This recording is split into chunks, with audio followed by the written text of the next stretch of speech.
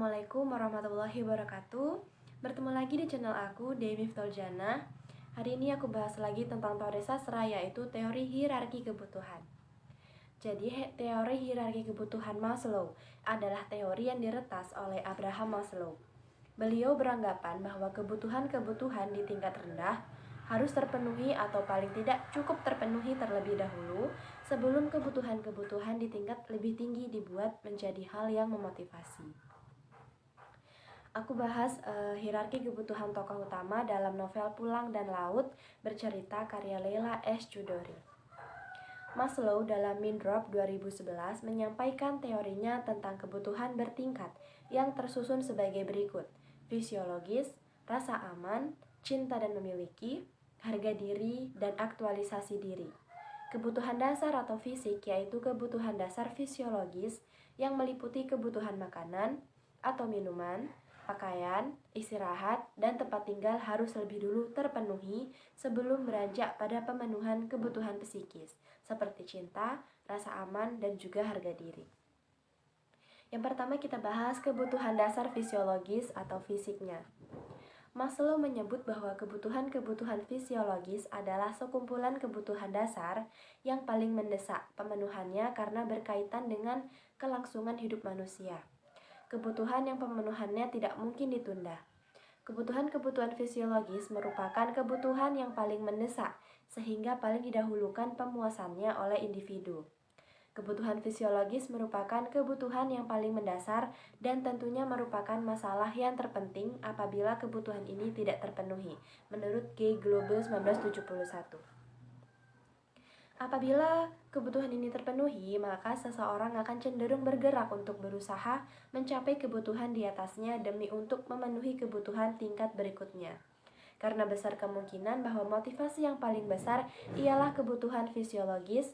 Dengan kata lain, seorang individu yang melarat kehidupannya mungkin sekali akan selalu termotivasi oleh kebutuhan-kebutuhan ini. Kemudian, apabila kebutuhan ini belum terpenuhi, maka seseorang tidak akan bergerak mencapai kebutuhan berikutnya dan cenderung mengalami problem kejiwaan dan juga ketimpangan perilaku yang dapat menyebabkan kehidupan individu tersebut tidak mengalami perkembangan, bahkan akan mengalami penyimpangan yang lebih negatif. Kebutuhan-kebutuhan fisiologis adalah potensi paling besar dan dasar bagi semua pemenuhan kebutuhan di atasnya. Yang pertama, A. Kebutuhan makanan dan juga minuman. Manusia akan mengabaikan semua kebutuhan lain sampai kebutuhan fisiologisnya itu terpuaskan agar memperoleh keseimbangan dalam berpikir untuk kebutuhan selanjutnya. Dalam novel Pulang, dengan semangat aku membuka dapur. Ada mie, ada daging ayam dan sayur. Aku mengangguk. Vivian segera menyiapkan semua perangkat, kuali, minyak goreng, dan bumbu. Chudori 2012. Dalam novel Laut bercerita, kami menikmati nasi goreng cabai rawit yang dicampur dengan ikan teri. B. Kebutuhan pakaian. Kebutuhan fisiologis selain makan, manusia memerlukan pakaian agar memudahkannya dalam menjalani kehidupan sehari-hari. Kebutuhan ini merupakan kebutuhan yang termasuk kebutuhan mendesak dalam pemenuhannya dan diusahakan harus dipenuhi oleh manusia sebisa mungkin. Sebab bila tidak terpenuhi, seseorang akan merasa tidak percaya diri. Dalam novel Laut bercerita, kamu pakai baju dan kita makan dulu. Anjani mengusap pipiku. Chudori 2017. C. Kebutuhan tempat tinggal. Tempat tinggal merupakan kebutuhan yang termasuk kebutuhan dasar fisiologis. Pemenuhan kebutuhan ini paling mendesak untuk didahulukan oleh setiap individu agar memudahkannya memperoleh ketenangan dalam mempertahankan kehidupannya secara fisik. Tanpa tempat tinggal, seseorang akan merasa terusik kehidupannya dari keadaan sekelilingnya. Hal tersebut dapat mempengaruhi pemikiran individu dalam menjalani kehidupannya, seperti tidak tenang karena merasa tidak terlindungi secara fisik. Lalu kita lanjut ke kebutuhan psikis. A. Kebutuhan rasa aman. Kebutuhan akan rasa aman juga meliputi kebutuhan aman secara fisik, kebebasan dari daya-daya yang mengancam seperti takut, cemas, bahaya, dan kerusuhan. Kebutuhan aman serta fisik merupakan kebutuhan yang diperlukan oleh seseorang yang diakibatkan oleh gangguan-gangguan di lingkungannya. Kebutuhan ini sangat diperlukan oleh seseorang agar lebih fokus memenuhi kebutuhannya. Dalam novel Pulang, sementara waktu mendapat bantuan sekadarnya dari lembaga sosial pemerintah agar bisa bertahan. B. Kebutuhan cinta dan rasa ingin memiliki. Kebutuhan-kebutuhan ini meliputi dorongan untuk bersahabat, keinginan memiliki pasangan dan keturunan, kebutuhan untuk dekat pada keluarga dan juga kebutuhan antar pribadi seperti kebutuhan untuk memberi dan menerima cinta. Kebutuhan individu akan rasa cinta dan rasa memiliki adalah suatu kebutuhan yang mendorong individu untuk mengadakan hubungan efektif atau ikatan emosional dengan individu lain. Dalam novel Pulang, aku betul-betul tak tahu dan tak pernah mencari tahu apakah Surti jauh lebih mencintai Mas Hanonto daripada aku. Aku lebih tak tahu lagi mengapa sampai detik ini, setelah bertemu dengan Vivian yang jelita dan menikahinya, hatiku masih bergetar setiap kali mengenang Surti. C. Kebutuhan harga diri.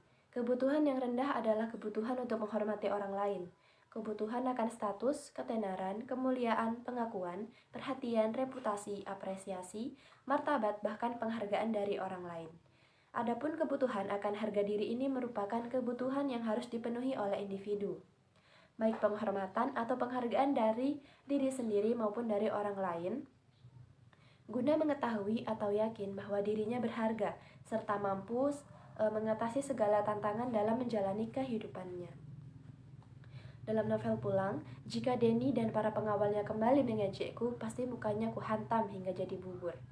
Dalam novel Laut Bercerita, aku tetap diam dan bahkan mencoba tersenyum mengejek. Mungkin mereka jengkel, mungkin mereka marah dengan reaksiku.